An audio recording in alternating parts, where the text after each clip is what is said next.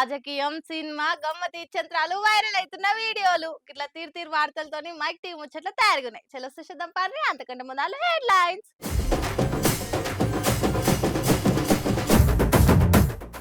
అసెంబ్లీలో అయింది మస్తుగా మాటల వారు, పంచులతోని పార్టీ లీడర్లు ఫైరు. చోరీకొచ్చినా ఏం దొరకకైందట లాసు, దొంగనే 20 రూపాయలు పెట్టి ఓనర్లకు ఇచ్చిండు క్లాసు. నల్లా తిప్పితే నీలి కలర్ల నీళ్లు, వైరల్ అవుతున్న వీడియో చూస్తే నమ్మవు మీ కళ్ళు. తెలంగాణ అసెంబ్లీలో ఒక్క మిసైల్ ఉన్నది, దాని పేరే హరీష్ రావు. అది అణుబాంబ్ కంటే డేంజర్ ఉన్నది. చూడనికే ఎంత సైలెంట్ ఉంటాడో దాని విస్ఫోటనం అంత వైలెంట్ ఉంటది. అగో ఇవాళ తెలంగాణ అసెంబ్లీలో హరీష్ సారు గట్లనే చేసిండు అని అనబట్టిండ్రు. సార్ మాటలు చూసిన వాళ్ళంతా. అధికార పార్టీ లీడర్లు ఒక దిక్కు, హరీష్ సార్ ఒక్కడు ఒక దిక్కు అన్నట్టు అయిపోయింది అసెంబ్లీలో. అధికార పార్టీలు చేస్తున్న విమర్శలకు మిసైల్ ఇచ్చినట్టే కౌంటర్లు ఇచ్చిండు హరీష్ సారు. ఆ టాపిక్ ఈ టాపిక్ అని కాదు, టాపిక్ ఏదైనా ఎంత టిపికల్ అయినా చిట్కెల జవాబిస్తా అన్నట్టే గడగడ మాట్లాడబట్టిండు. కడమోలు ఎవరైనా మాట్లాడితే పక్కనోళ్ళకే నిద్ర వస్తుందేమో గాని సార్ మాట్లాడుతుంటే గుడ్లు మిట్కరిచ్చి మరి ఇనవట్టిరు ఒక్కొక్కరు. ముఖ్యంగా 8 నెలల్లో ఎన్ని దోకాల అధ్యక్ష అని అధికార పార్టీకి పెట్టిన సురుకులు సోషల్ మీడియాలో వైరల్ అవుతున్నాయి. అధ్యక్ష, మీరు 6 గ్యారెంటీలో చెప్పారు ప్రతి మహిళకు నెలకు 2500 ధోకా, అవ్వ తాతలకు 4000 పింఛన్ ధోకా, దివ్యాంగులకు 6000 పెన్షన్ ధోకా, అన్ని పంటలకు మద్దతు ధరకు 500 బోనస్, కళ్యాణ లక్ష్మి ఎంట తులం బంగారం, ప్రతిరోజు సీఎం ప్రజా దర్బార్, ప్రభుత్వంలో ఆర్టీసీ విలీనం, నిరుద్యోగ భృతి 4000, ఉద్యోగ ఉపాధ్యాయులకు 4 డిఏలు పిఆర్సి, మొదటి ఏడాది 2 లక్షల ఉద్యోగాలు, 25,000 పోస్టులతో మెగా డిఎస్సి, విద్యార్థులకు 5 లక్షల విద్యా భరోసా కార్డు, డిసెంబర్ 9 రైతులందరికీ 2 లక్షల రుణమాఫీ, రైతు భరోసా రైతన్నలకు, కౌలు రైతులకు 15,000 డోకా, ఆటో డ్రైవర్లకు 12,000 ఆర్థిక సహాయం. డోకా డోకా డోకా కాంగ్రెస్ పార్టీయే ఒక పెద్ద డోకాగా మారింది అధ్యక్ష. దినాం సీఎం దర్బార్ దోకా దోకా దోకా దోకా. కాంగ్రెస్ అంటేనే ఓ పెద్ద దోకా పార్టీ అనుకుంటా మాస్ ర్యాగింగ్ చేయబట్టిండు. ఇక వీటికి కౌంటర్లు ఇద్దామని కోమటిరెడ్డి వెంకన్న సార్ లేస్తే, కానీ నా బాధ ఏంటంటే ఇట్ విల్ డీవియేట్. ఆయనకేమో హాఫ్ నాలెడ్జ్. ఇప్పుడు ఆయన ఏం మాట్లాడిండు, హాఫ్ నాలెడ్జ్ అధ్యక్ష. ఏ ఊకోవయ్యా, నువ్వు హాఫ్ నాలెడ్జ్ ఫెల్లోవి అన్నడుగా అంతే. ఇక సభలున్నోళ్ళంతా కిల్ల నవ్విండ్రు. అటు అధికార పార్టీలు నవ్వు ఆపుకొని మా వాళ్ళనే అంటారా అన్నట్టు మళ్ళా గరానికి వచ్చిండ్రు. ఈ తీర్ల అసెంబ్లీలో హరీష్ సారు 1 మ్యాన్ షోని నడిచింది ఇయాల. ఎవలయ్యా దొంగలకు నీతి నిజాయితీ మంచి మనసు జాలి దయ ఉండవనేది బరాబర్ ఉంటాయి.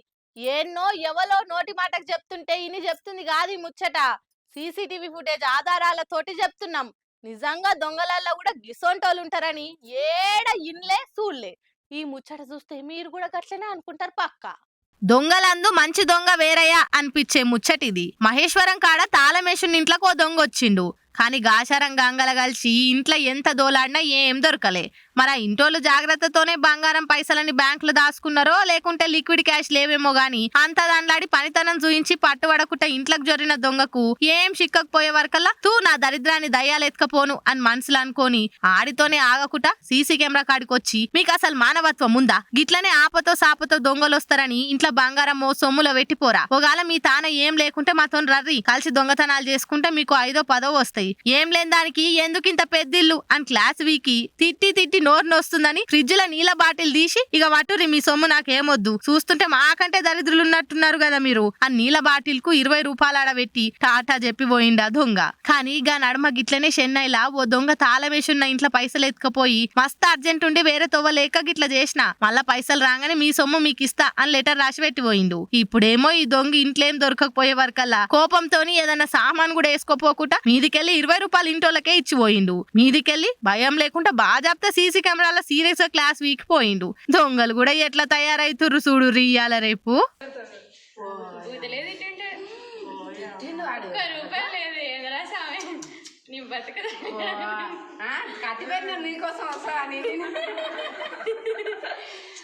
వాడి పైసలు వచ్చినా జేబులో పెట్టుకొని ఈడికొచ్చి కూడా ₹1 లేదంటే ఇంకేం దొరుకుతుంది నీకు? వాటిలో కూడా తీసుకుంటాడు. ఫ్రిడ్జ్ ఎత్తుకుతాడు. ఫ్రిడ్జ్ కూడా ఎత్తికినా? ఫ్రిడ్జ్ తీసించాడు ఇప్పుడు. అంత రాడొక్క దెబ్బ ఒక్కటి తీసుకుంటున్నా అని చెప్పాడు. డబ్బులు అయితే లేవు, మళ్ళీ వస్తాడు. దానికి ఎందుకని ₹20 పెట్టి వచ్చాడు. ఇనుపరాడు పెట్టుకున్నాడు.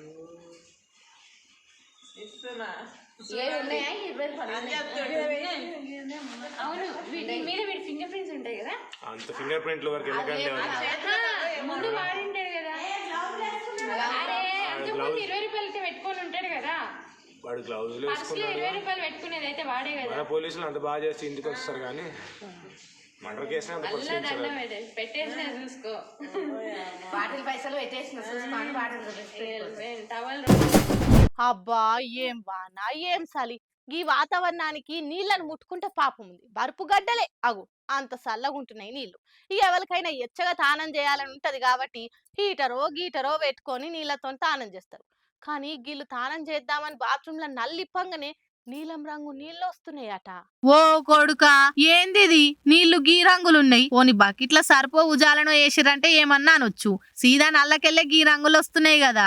బగ్గ బురుగు అక్కుకుంటే ఎట్లొస్తున్నాయో నీళ్లు.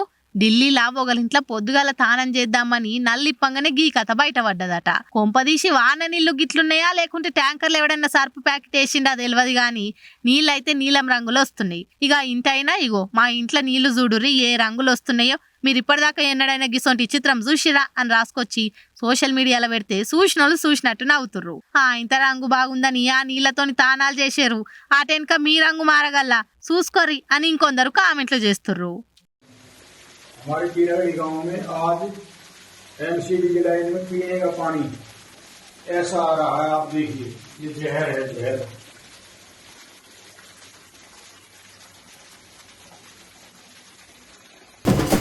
తెలంగాణ అసెంబ్లీలా హరీష్ సారు మాటల తూటాల జడివానల తట్టుకొని నిలబడ్డది ఎవరైనా ఉన్నారా అంటే అది బట్టి సారే అని చెప్పొచ్చు.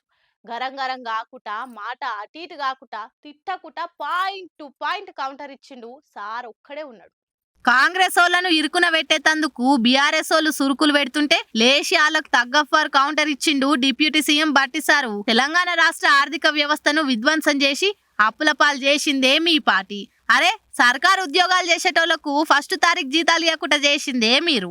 మేము అధికారంలోకి రాగానే రాష్ట్ర ఆర్థిక వ్యవస్థను ఒక తొవ్వకు తెచ్చి నెల నెల 1కే జీతాలు ఇస్తున్నాం. మేము మీ లెక్క ఒక్క రంగం మీదనే దృష్టి పెట్టలే.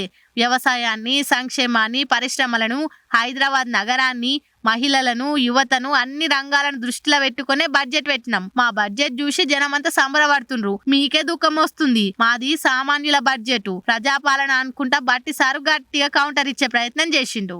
ఈ రాష్ట్రంలో పనిచేస్తున్నటువంటి ఉద్యోగస్తులకి జీతాలు కూడా ఇవ్వలేనటువంటి కటకటలాడే పరిస్థితులు ఈ రాష్ట్రాన్ని నెట్టేస్తే ఇప్పుడే కొద్దిగా ఘాట్లో పెట్టి నెల నెల 1వ తారీఖున వాళ్ళ జీతాలు ఇస్తూ ఇటు వ్యవసాయాన్ని, సంక్షేమాన్ని, పరిశ్రమల్ని, హైదరాబాద్ నగరాన్ని, మహిళల్ని, యువతని అందరినీ దృష్టిలో పెట్టుకొని ఒక ఆలోచనాభరితమైనటువంటి బడ్జెట్ను ప్రవేశపెడితే రాష్ట్ర వ్యాప్తంగా ప్రజలందరూ హర్షిస్తూ ఉన్నారు. కానీ హరీష్ రావు గారు ఒక్కడికి మాత్రం చాలా కంటగింపుగా ఉంది అధ్యక్ష. ఏంది రాష్ట్రాన్ని బాగు చేయటం కోసం ఇట్లా బడ్జెట్ పెడతా ఉన్నారు, మాలాగా ఆదాయాన్నంతా రకరకాల మార్గాల్లో ఖాళీ చేస్తే అయిపోయేది కదా, ఇదేంది అని ఈ రాష్ట్ర ప్రజలకి భ్రమలు కల్పించి 10 ఏళ్ళు రాష్ట్రాన్ని సర్వనాశనం చేశారు. ఇప్పుడు మళ్ళీ మొదలుపెట్టారు. 5 నిమిషాల్లోనే భ్రమలు కల్పించడానికి ప్రయత్నం చేస్తున్నారు. ఇది ఎక్కడ అన్యాయం అధ్యక్ష? మీరు వాస్తవాలు జాగ్రత్తగా రాష్ట్ర ప్రయోజనాల కోసం క్రిటికల్ ఎనాలిటికల్గా మేము పెట్టిన బడ్జెట్ మీద ఇగో దీనికి పెట్టారు, ఈ శాఖకి ఇది సరిపోలేదు, ఈ శాఖకి తగ్గించారు, ఈ శాఖ పెంచారు, దీనివల్ల యువతకు నష్టం అవుతుంది, దీనివల్ల 72,000 కోట్లు పెట్టడం వల్ల వ్యవసాయానికి నష్టం జరుగుతుంది. అంత పెట్టకుండా ఉండాల్సి ఉండే. మాలాగా ఏదో 15,000-20,000 కోట్లు పెడితే బాగుండేది. లేకపోతే హైదరాబాద్ నగరాన్ని 10,000 కోట్లు పెట్టారు. ఎందుకు పెట్టారు? అనవసరం దీన్ని గాలికి వదిలేస్తే మాలా కొద్ది వర్షం రాగానే మొత్తం మురుగునీళ్ళంతా రోడ్డు మీదకి వచ్చి ఇబ్బంది పడేవాళ్ళు. అట్లా చేయాలి. కానీ ఇదంతా ఏందని చెప్తే కొద్దిగా బాగుంది. ఇవన్నీ వదిలేసి ఇక దానికి కూడా హరీష్ సార్ గట్టిగానే మళ్ళా సర్కార్కు కౌంటర్ ఇచ్చిండు. మేము 7 లక్షల కోట్లు 6 లక్షల కోట్లు అప్పులు చేసినామన్నారు. మరి నిన్న పెట్టిన బడ్జెట్ లా మేము చేసిన అప్పులు ఎంతనో మీరే చెప్పిండ్రు కదా. మరి అందులో అన్ని లక్షల కోట్లు లేవు కదా అని ఇట్లా చెప్పుకొచ్చిండు. అధ్యక్ష, బీఆర్ఎస్ ప్రభుత్వం 6,71,757 కోట్ల రూపాయల అప్పు చేసిందని పదే సభలో బయట కూడా చెప్తా ఉన్నారు. నిన్న బడ్జెట్ ప్రసంగంలో కూడా చెప్పారు. డిసెంబర్ 23 నాడు మీరు విడుదల చేసిన శ్వేతపత్రంలో 4 రకాల అప్పులను మీరు చూపించారు. అందులో 2 రకాల అప్పులేమో రాష్ట్ర ప్రభుత్వం చెల్లించాల్సినటువంటి అప్పులు, 2 రకాల అప్పులేమో రాష్ట్ర ప్రభుత్వం చెల్లించదు, రాష్ట్ర ప్రభుత్వం మీద భారం లేనటువంటి అప్పులు. అందులో అధ్యక్ష, గవర్నమెంటు హామీ లేనిది, ప్రభుత్వం చెల్లించనిది 59,414 కోట్లు. గవర్నమెంట్ హామీ ఉండి ప్రభుత్వం చెల్లించవలసిన అవసరం లేనిది 95,462 కోట్లు. ఈ రెండు కలిపితే 1,54,876 కోట్లు. అంటే మీరు చెప్పిన 6,71,757లో ఈ 1,54,876 కోట్లు తీసేస్తే అది 5,16,881 కోట్లు. దీంట్లో మా ప్రభుత్వం ఏర్పడే నాటికే చేసినటువంటి అప్పులు మాకు వారసత్వంగా వచ్చింది 72,658 కోట్లు. దాన్ని కూడా తీసేసినప్పుడు 4,44,223 కోట్లు. ఈ 4,44,233 కోట్లలో వారసత్వంగా ఉమ్మడి ఆంధ్రప్రదేశ్ ప్రభుత్వం నుంచి వచ్చిన, అంటే ప్రభుత్వము హామీ ఇచ్చి ప్రభుత్వమే చెల్లించేటువంటి ఎస్పీవీకి సంబంధించిన 11,609 కోట్లు ఉన్నాయి. దాన్ని కూడా మనం తొలగించినట్టయితే 4,32,614 కోట్లు. మీరు శ్వేతపత్రంలో కూడా కొంచెం ఇంటెలిజెంట్గా పెట్టారు. అది ఏం పెట్టారంటే, మా ప్రభుత్వం దిగిపోయే నాటికి ఎంత ఉంటుందో పెట్టే బాగుండు. వీళ్ళు ఏం పెట్టిండ్రు, ఎఫ్ఆర్బిఎం లోన్స్ 2023-24 BE, అంటే మేము డిసెంబర్లోనే మీ గవర్నమెంట్ వచ్చింది. డిసెంబర్, జనవరి, ఫిబ్రవరి, మార్చ్ 4 నెలల్లో తీసుకుపోయే అప్పును కూడా మా ఖాతాలు వేసిండ్రు. గ్రేట్. అయితే ఆ డబ్బు ఎంత అంటే 6,115 కోట్లు. ఈ 6,115 కూడా తీసేస్తే నెట్ మా 10 ఏళ్ల పాలనలో తెచ్చిన అప్పు 4,26,499 కోట్లు. వాస్తవం ఇదైతే ఒకవైపు 7,000 కోట్లు 7,000 కోట్లు అని చెప్పి ఒక 7 లక్షల కోట్లని దుష్ప్రచారం చేస్తా ఉన్నారు. ఈ తీర్లా ఐషికి తైషే అనుకుంటా తగ్గఫ్ నడిచింది తెలంగాణ అసెంబ్లీ. ఇయాల తెలంగాణ అసెంబ్లీ శనివారం నాడు జోరుగా నడిచింది. ప్రతిపక్ష అధికార పార్టీల నడుమ మాటల తూటాలతోటి మస్తు వాడివేడిగా అయింది. చల్లటి వాతావరణం ఉడుకుడుకు పకోడి తిన్నట్టు అనిపించబట్టింది అసెంబ్లీ మీటింగ్లు చూసిన వాళ్ళకి. అసెంబ్లీలా ముఖ్యంగా అన్ని ముచ్చట్ల మీద మంచిగానే మాటల తూటాలు వేల్చుకుండ్రు అధికార ప్రతిపక్షమోళ్ళు. ఇక కరెంటు ముచ్చట మీద హరీష్ సార్ చేసిన కామెంట్లకు కాంగ్రెస్ వాళ్ళు కయ్యున లేచిండ్రు. కాంగ్రెస్ వచ్చిన కాడ నుంచి కరెంటే ఉంటలేదు, ఊకూకే కోతలు పెడుతురని సార్ అన్నాడు. దానికి అధికార పార్టీలు హరీష్ గారు అన్ని అబద్ధాలే చెప్తురు, కరెంట్ లేదని ఎవరితోటన్నా అనిపిస్తారా అన్నారు. దానికి హరీష్ సార్ ఉండి, అట్లయితే బట్టన్న ఇద్దరం బయటికి పోదాంపా, గన్ పార్క్ కాడ నిలబడదాం, తొవ్వెంట పోయేటోళ్ళని అడుగుదాం, మేమున్నప్పుడు కరెంటు మంచిగుందా, కాంగ్రెస్ వాళ్ళ పాలనలో కరెంటు మంచిగుందా అని పబ్లిక్ ని అడుగుదాం. ఎవరన్నా కరెంటు కోతలు లేవంటే దేనికంటే దానికి సిద్ధమని సవాల్ చేసిండు. ఇదంతా కాదు బట్టన్న, స్పీకర్ గారు ఇంత పెరిగింది అంత పెరిగిందని సరే లెక్కలు నేను చెప్తా, బుక్కులలో ఉంటుంది కుల్లం కుల్లా. మీరు ఒక్క 10 నిమిషాలు టీ బ్రేక్ ఇవ్వండి. నేను బట్టి గారు పోయి అసెంబ్లీ ముంగట గన్ పార్క్ మీద రోడ్డు మీద నిలబడతాం. రోడ్డు మీద పోయే 10 మందిని బీఆర్ఎస్ పాలనలో కరెంటు మంచిగుందా, కాంగ్రెస్ వచ్చిన 8 నెలల కరెంటు మంచిగుందా అని అడుగుదాం. కుల్లం కుల్లా జనం చెప్తారు కదా అధ్యక్ష. మాది బాగలేదు పురోభివృద్ధి సాధించలేదని మాటలు చెప్తే అయిపోతుంది అధ్యక్ష. ఈ కామెంట్ తోని అధికార పార్టీని జర ఇరుకున పెట్టినట్టే అనిపించింది. ఎంబడే కౌంటర్ ఇయ్యాలి కాబట్టి అధికార పార్టీలు వేరే టాపిక్ ని ఎత్తుకున్నారు. బీఆర్ఎస్ పాలనలో రాష్ట్రం విధ్వంసం అయింది, అభివృద్ధి లేదు, అంత అడవిడున్నదని తిట్టబట్టిర్రు. భరించేటోడే భర్త అనే మాట ఎట్లా పుట్టిందో ఏమో గాని అదే నిజం అన్నట్టు మాట్లాడుతుంటారు మస్తు మంది. కానీ అందరు భర్తలు గట్లనే ఉండరు.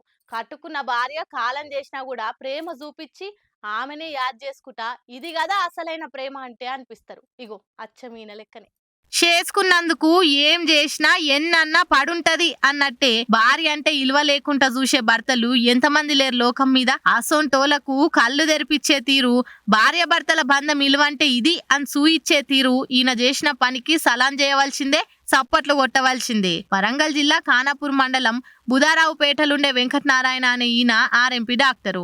ఈయనకు భార్య సుజాత అంటే మస్తు పాయిరమట. మరి ఇలా ప్రేమ చూసి ఆ దేవుని కూడా కన్ను గుట్టిందో ఏం పాడు. 2013లోనే గుండెపోటు వచ్చి ఈయన భార్య జీవిడిచిందట. అప్పటి సంది ఆమె జ్ఞాపకాలతోనే బతుక్కుంటా ఆమెనే యాద్ చేసుకుంటుండట.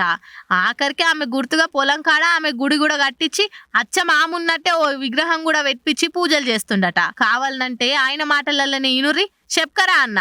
మ్యారేజ్ అయ్యి 33 సంవత్సరాలు. నా భార్య స్వర్గీయ శ్రీమతి సుజాత గారు తేదీ 6 తారీఖు 7 నెల 2023 రోజున పరమపదించారు. తను అకస్మాత్తుగా గుండెపోటుతో మరి భగవంతుడు టైం లేకుండా 15 నిమిషాల వ్యవధిలోనే చనిపోవడం జరిగింది.